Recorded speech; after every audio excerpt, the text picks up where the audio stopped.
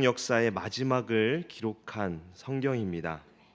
사실 느헤미야를 마지막으로 이 성경은 신약 성경이 기록될 때까지 침묵합니다. 그렇기에 본서의 이 마지막 장 13장은 구약 역사의 마지막 장이라 할 수 있습니다.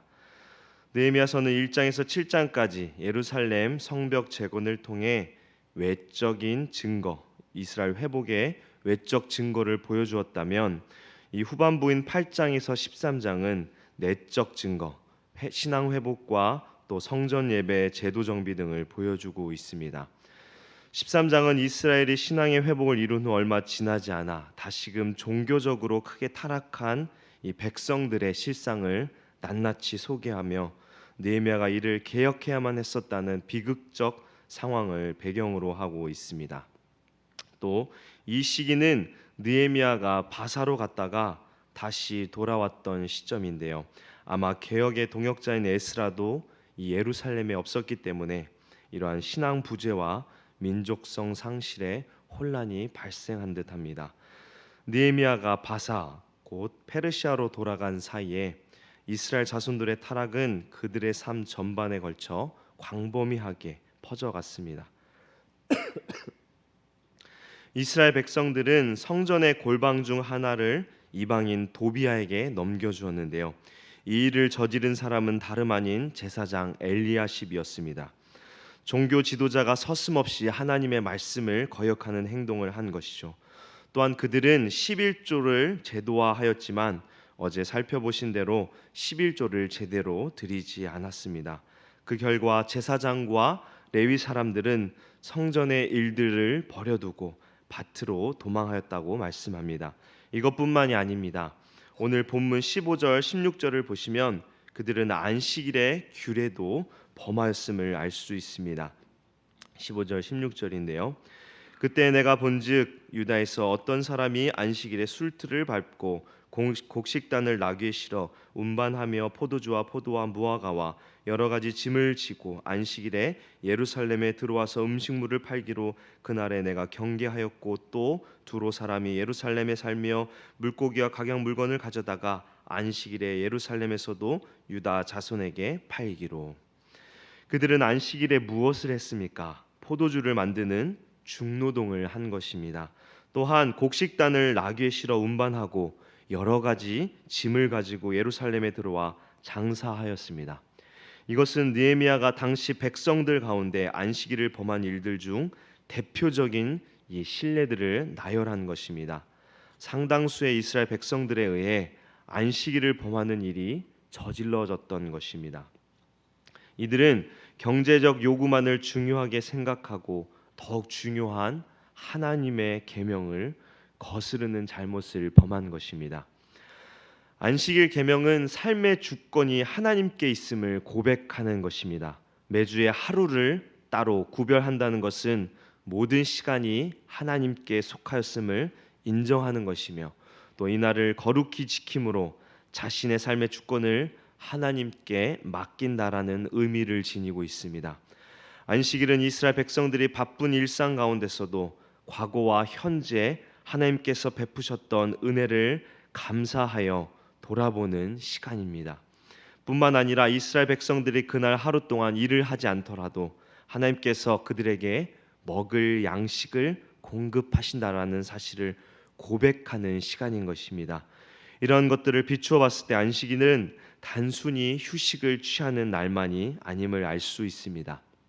그런데 이스라엘 공동체는 그들이 하나님을 떠나 포로 생활을 해야만 했던 과거를 잊고 다시 하나님의 법에서 멀어지며 세상을 쫓고 있는 것입니다. 심지어 이방 사람인 두로 사람들이 예루살렘에 거하면서 안식일에도 아랑곳하지 않고 물품을 매매하는 일들이 가득했습니다. 이에 즉각적인 조치를 취하는데요.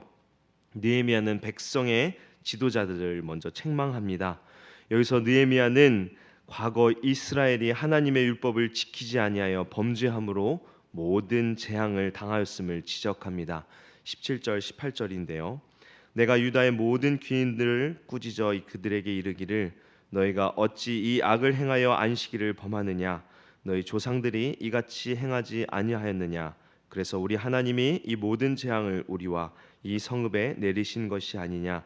그럼에도 불구하고 너희가 안식일을 범하여 진노가 이스라엘에게 더욱 심하게 임하도록 하는도다 하고, 느헤미야는 조상들이 안식일을 가볍게 여기고 마음대로 어긴 결과는 하나님의 재앙과 진노뿐임을 강조하며 조상들의 불행한 역사의 전철을 밟지 않도록 경고합니다.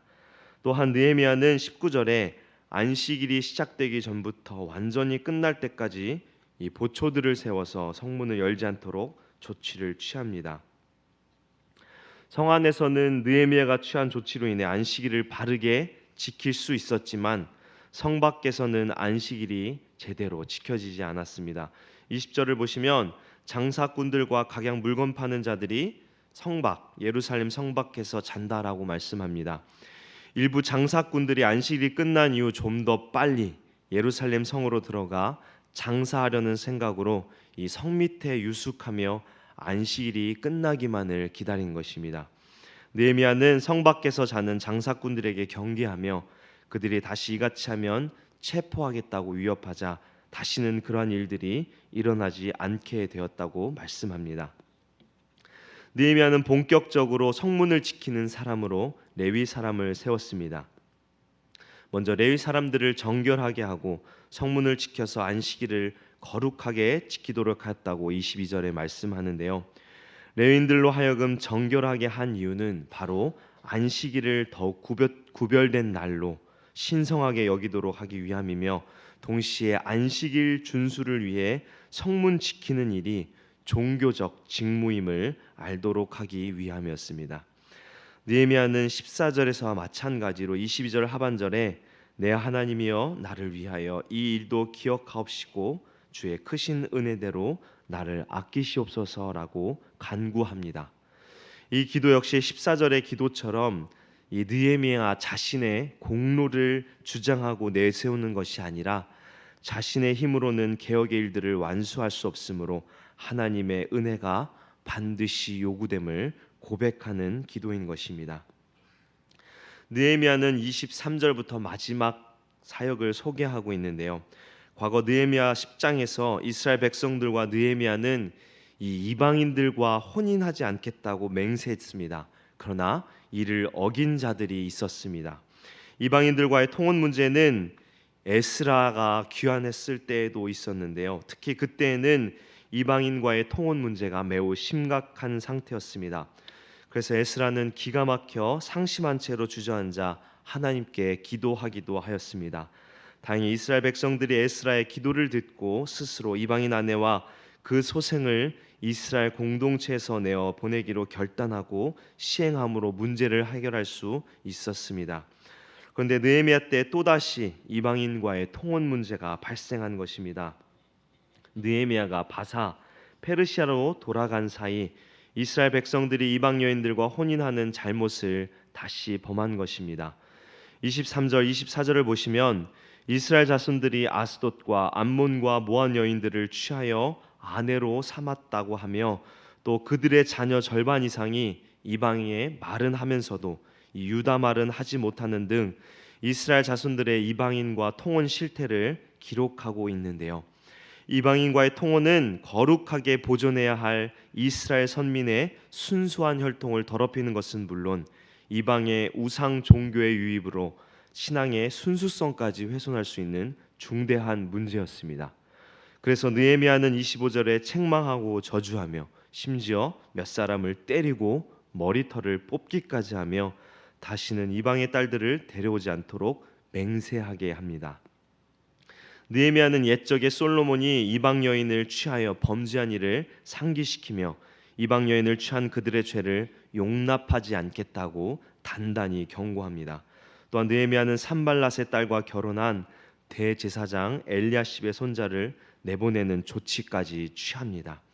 마지막으로 29절에서 31절에 느헤미야는 이방인과 통혼했던 제사장에게는 저주를 간구하고 느헤미야 자신이 이방인과의 통혼을 처리한 것과 또 제사장과 레위 사람들의 직무를 성실히 수행하도록 한 사실을 언급하면서 하나님께서 이를 기억하사 선을 베풀어 주시기를 기도합니다. 느헤미야는 12장 13장에서 귀환한 이스라엘 백성들의 신앙이 개혁되도록 많은 노력을 했음을 보여줍니다. 안과 밖으로 신앙을 개혁했지만 이스라엘 백성들은 계속해서 죄를 반복했습니다. 그럼에도 불구하고 느헤미야는 절망하지 않고 지속적으로 개혁했음을 볼 수 있는데요. 이 노력과 함께 느헤미야가 보여준 것은 무엇인가요? 바로 기도입니다. 인간의 노력도 중요하지만 하나님의 은혜, 하나님의 일하심이 없다면 어떻게 개혁이 이루어지며 이스라엘 공동체가 회복되며 오늘날 우리 교회가 교회답게 될까요? 바로 기도밖에 없음을 느헤미야가 보여주는 것입니다. 느헤미야는 시작부터 끝까지 기도로 일한 사람입니다. 부지런히 일하고 뛰어다님과 동시에 느헤미야는 하나님 앞에 무릎 꿇고 은혜를 간구한 사람이었습니다. 주님께서도 자신의 사역을 위하여 땀방울이 핏방울이 되기까지 기도하지 않았습니까? 우리에게도 시작과 끝, 우리의 모든 삶에 항상 기도가 필요합니다. 우리의 부족함을 인정하고 하나님의 도우심, 자비를 구하는 기도. 이 기도를 통하여 하나님은 자신의 구원의 사역들을 이루실 줄을 믿습니다. 기도의 자리에 나오신 여러분, 여러분의 무릎 꿇음을 통하여 하나님께서 역사하시고 일하심을 날마다 기억하시기를 바라며 항상 하나님 앞에 가까이 나아가 하나님의 선한 손을 의지하는 복된 성도 되기를 주님의 이름으로 축원합니다. 함께 기도하겠습니다.